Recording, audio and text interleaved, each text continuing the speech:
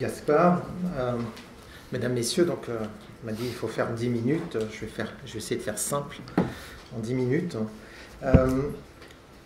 Tout d'abord, c'est avec joie que je vous accueille au Sénat, alors en compagnie normalement d'Elisabeth Lamure qui va nous rejoindre, qui est la présidente de la délégation sénatoriale aux entreprises. Merci à Gaspard de me confier l'ouverture de ce colloque qui fixe un objectif stratégique à mes yeux, sortir de l'enfer réglementaire, dernier colloque avant action. Il n'y a pas lieu d'en douter, au moment présent, ce quinquennat doit réussir vaille que vaille. Et nous sommes ici ce soir parce que nous partageons tous une même ambition, réussir enfin un vrai choc de simplification. Cette ambition a déjà pris corps au Sénat, au sein de notre délégation. Pour comprendre un peu ce qu'est cette délégation, le président Larcher a souhaité cette délégation qui réunit 42 sénateurs. Sa mission, faire entendre la voix des entreprises au Sénat. Et c'est pour ça que notre délégation sillonne le territoire à la rencontre de ces entrepreneurs. Il se trouve que j'en suis un moi-même, puisque j'ai créé mon entreprise à l'âge de 20 ans. Ça fait quelques temps maintenant. Partout, ils nous disent étouffer sous l'excès des normes, souffrir de leur instabilité, subir la rigidité de l'administration. Plus les entreprises se voient imposer des règles, plus leur espace de liberté est réduit. Et donc, moins elles sont créatives et moins elles peuvent croître. Et ce sont surtout les plus petites entreprises qui pâtissent de cet emballement du droit. Le coût du fardeau administratif est réel. L'OCDE l'estime à 60 milliards d'euros. Mais ce coût se mesure surtout en emplois perdus. Et sur ce seul critère du poids de la réglementation, la France est classée 115e sur 138 pays par le Forum économique mondial. Piètre performance, disent certains. Moi, je pense que donnez-nous encore un peu de temps et on pourrait peut-être même faire pire. La délégation aux entreprises s'est donc saisie de cette question dès sa création. Elle a fait plusieurs propositions en faveur de la simplification, à l'occasion de l'examen au Sénat des projets de loi Macron, Rebsamen, El Khomri, Sapin 2. On a proposé le doublement des seuils sociaux, facilitation du travail des jeunes apprentis mineurs en entreprise, suppression du contrat de génération, allègement des obligations anticorruption dans les PME. À titre personnel, sur la loi Macron, j'avais pour ma part déposé 56 amendements. Et au bout d'un an, en tant qu'entrepreneur, je vais vous dire au Sénat, eh bien, j'ai atteint mon seuil d'incompétence. Vous savez, pour un entrepreneur, à la fin de la journée, vous avez votre chiffre d'affaires. Vous savez si votre journée est réussie ou pas. Et quand vous êtes parlementaire, vous n'avez pas ça. Alors quand vous faites parfois voter des amendements et que vous voyez qu'à la sortie, ce que vous avez fait finalement se perd dans les méandres, parce qu'une autre assemblée aura voté contre, ou alors elle ne sera pas suivie d'effet par l'administration, eh bien vous vous posez la question de à quoi vous servez. Et en fait, vous vous rendez compte qu'avec tous vos collègues, eh bien, on revient, et c'est un peu comme un théâtre. Vous voyez, on a déposé un amendement, c'est pas passé, on revient, c'est un peu comme un théâtre. Et à un moment, je me suis fait l'impression, puisque moi je représente les Français de l'étranger, j'ai cette vision extérieure, donc je viens en essayant d'apporter ce que j'ai trouvé de mieux à l'étranger, on a un peu l'impression d'être chez les fous. C'est ce moment où tout le monde parle sérieusement entre eux, tout a du sens, mais en fait, vous vous rendez compte que ça ne produit rien. Ben ça crée une forme d'inquiétude. Et quand vous êtes parlementaire, vous vous attendez, vous avez quand même des idéaux, vous voulez faire passer des idées, on attend de vous des résultats. Ça peut provoquer une sorte d'angoisse. Eh bien, il faut savoir que je ne suis pas seul à penser ça. Et on est beaucoup à se poser souvent la question. Donc, on veut retrouver de l'utilité. En octobre 2016, donc, notre délégation a voulu prendre ce sujet de la simplification sous un angle global. Elle a confié à sa présidente, Elisabeth Lamure, que j'accueille, que je remercie d'être avec nous ce soir, et à moi-même, le soin d'élaborer un rapport pour voir comment simplifier efficacement pour libérer les entreprises. Nous avons fait des déplacements dans toute l'Europe, en Allemagne, en Suède, aux Pays-Bas. et on a réalisé un grand nombre d'auditions. Notre rapport, vous le trouverez, est à disposition à l'entrée avec son résumé. Le premier point était le suivant. La volonté de simplification affichée en haut lieu ces dernières années a-t-elle produit des résultats pour les entreprises françaises? L'inflation législative ne date pas d'hier, mais c'est un fait qui nous est apparu. Elle va en s'accélérant. Le Conseil d'État y a consacré plusieurs rapports successifs, et notamment sa dernière étude annuelle. Si le nombre de projets de loi évolue peu, c'est leur volume qui augmente, notamment à la faveur de leur examen au Parlement. Le nombre d'articles des projets de loi double en moyenne à l'issue de la navette parlementaire.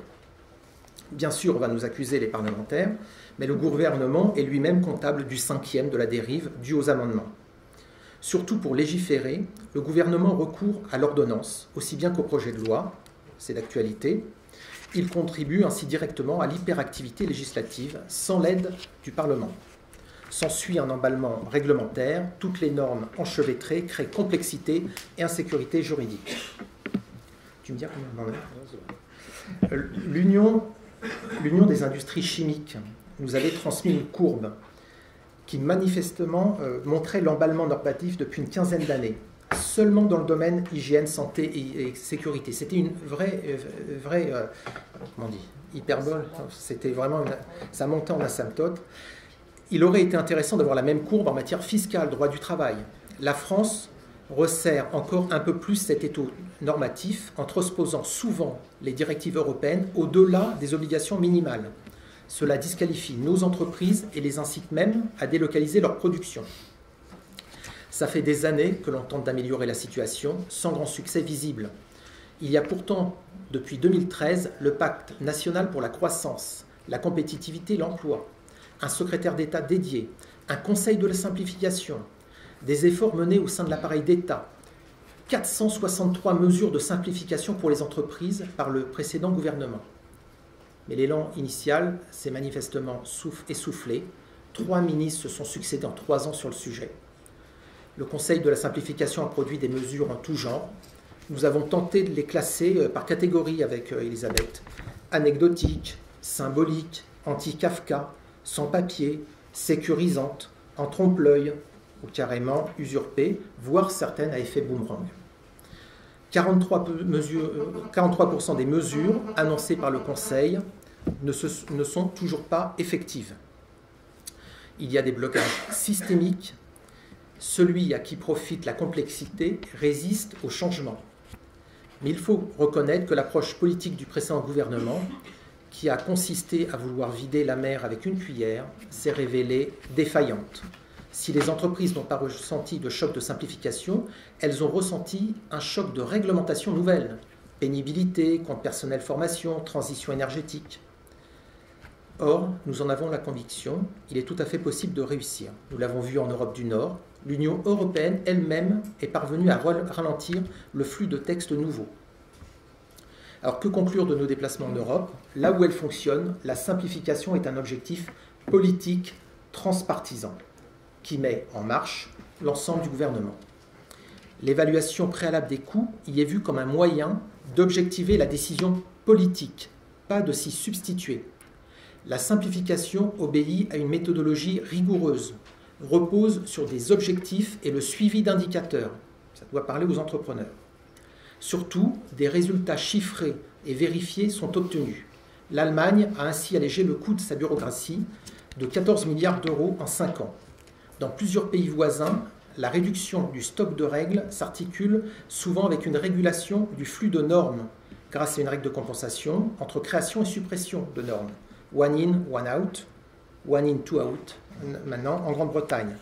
Dans tous ces pays, un organe important, un organe indépendant, contrôle la qualité des études d'impact sur lesquelles repose le pilotage de la simplification pour les entreprises. Chaque organe est doté d'un collège de quelques membres experts issus du monde économique, sans mandat politique, ni fonction administrative.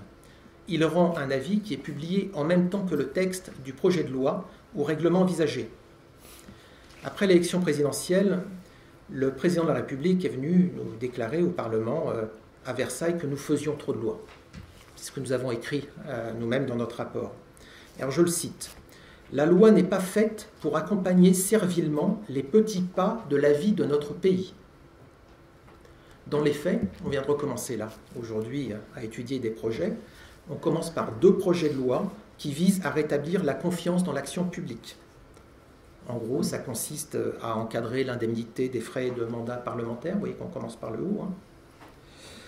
C'est une mesure qui vise à créer au Sénat un service de 30 à 40 fonctionnaires qui va être destiné à vérifier le bien fondé de milliers de notes de frais adressées par les élus.